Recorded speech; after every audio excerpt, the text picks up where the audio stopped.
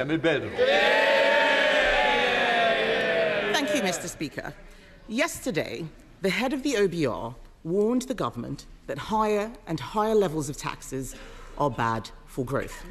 Does the Prime Minister agree? Prime Minister. Mr. Speaker, I'll tell you what's bad for growth. 14 years of a Tory government. That's what stagnant growth for 14 years, leaving a £22 billion black hole. What we've achieved, Mr. Speaker, in the first quarter of this year is the highest growth in the G7, something we promised before the election. Investment of £120 billion into this country, which is a record in the first year of any government, and 3 trade deals, all of which will boost growth.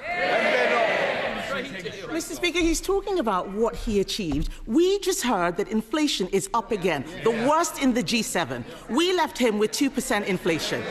We have a borrowing up, unemployment up, taxes are up under his government. The fact is the Prime Minister doesn't get it, so let me tell him. His budget last year had high taxes. That's why the economy is contracting. But, Mr. Speaker, the government has said that they won't put up taxes for people on modest incomes. But they also seem incapable of explaining who is in that category. So can the Prime Minister clear up the confusion and tell us what he thinks a modest income is? Prime Minister. Mr. Speaker, I think of the working people across this country who put in every day and don't get back what they deserve, and that's who we're working for. That's who we're fixing the country. The sort of people that work hard but haven't necessarily got the savings to buy themselves out of problems. And, Mr. Speaker, that's who we're working for, and that's why we put the national living wage up. That's an extra £1,400. The national minimum wage up. That's £2,500 a year. The triple lock, Mr. Speaker, that went up pension up £470. And, of course, we're extending childcare, opening free breakfast clubs and free school meals. We know exactly who we're working for. She comes here every week and just talks the country down. Mr. Speaker, I'm not talking the country down. I'm talking him down. I asked him what a modest income was. He answered what a working person is. He doesn't know what a modest income is, and even on working people, they cannot define it. The Chief Secretary to the Treasury said that working people are people who don't get a payslip, but millions of self-employed people don't get a payslip. So are the self-employed next in line for a Labour tax rate? The self-employed were the very people who suffered under their watch, repeatedly suffered under their watch, particularly, if I remember, during COVID, when they didn't get the support that they needed. But she talks the country down, she cherry-picks. We have created, Mr. Speaker, since we've been in government, we've created 380,000 jobs, the employment rate is up, and inactivity is down, the complete opposite of what we inherited. I don't know where these 3,000 jobs are coming from. Unemployment has gone up every month under his government. And perhaps he should speak to farmers and small business people and find out what those working people think about his government. But, Mr. Speaker, that's not all. We know the Chancellor is launching a review into pension contributions. It's as clear as day why this is. It is because the government is considering taxing them. Does the Prime Minister agree with me that a tax on pension contributions is a tax on working people? Prime Minister. Mr. Speaker, we made absolutely clear manifesto commitments, which she asked me about last week and we're keeping to. I'm not going to write the budget months out from the budget.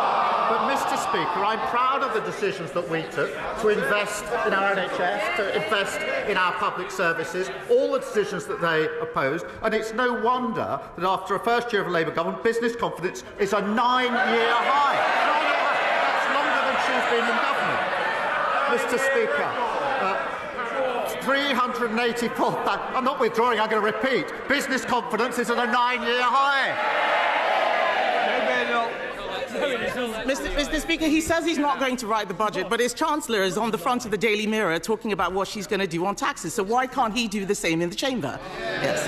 But I asked him about pension contributions. The truth is he doesn't want to talk about pension contributions. It's all right for the Prime Minister. He has his own special law to stop his personal pension from being taxed. But let's be honest, Mr. Speaker, this is really about choices. My party knows that there is an alternative to tax rises. It's cutting spending, something that they are too scared or perhaps too weak to do. We offered to work with him to reform welfare and make meaningful savings. But his refusal sent a signal, and now the cost of borrowing is rising.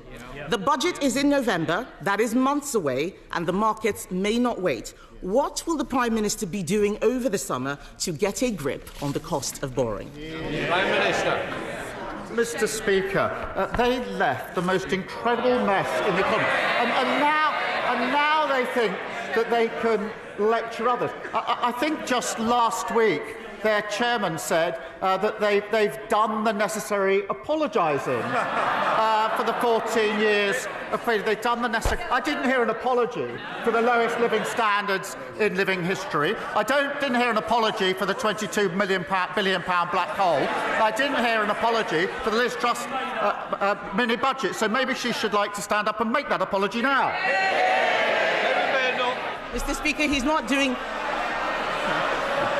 Yes. Mr. Speaker, he's not planning on doing anything this summer to fix the economy. The shadow of the last budget is hanging over the entire country. Just yesterday, only the Conservatives supported the two-child benefit cap because only the Conservatives believe in living within our means. Not Labour, not the Liberal Democrats, not Reform. But it's the end of term, Mr. Speaker, so why don't we go through his end-of-term scorecard? The economy is contracting. Inflation, highest in the G7. Unemployment, up every month under this government. Spending, out of control. Borrowing costs, more expensive than Greece. And this is just the first year, Mr. Speaker. The Labour Party should be ashamed of what it is doing to the country.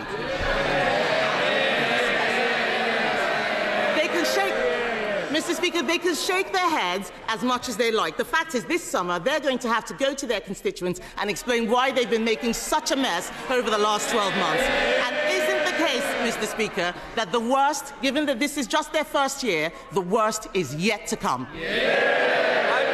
We're happily going to go to our constituents. We're going to tell them we promised 2 million extra NHS appointments and we delivered 4 million extra appointments. Mr. Speaker, I've got to upgrade that. It's now 4.5 million extra appointments. So we're going to tell our constituents that. Then we're going to tell them about the free school meals we're rolling about, the free breakfast clubs, the free childcare and school uniform costs. We'll tell them about that. And then when we've done that, we'll move on to affordable houses and tell them about the £39 billion we're investing. When we finish that, we'll tell them about the rail and road upgrades across the country, the £120 billion investment, and, of course, the 3 trade deals. And, Mr. Speaker, we're only just getting started.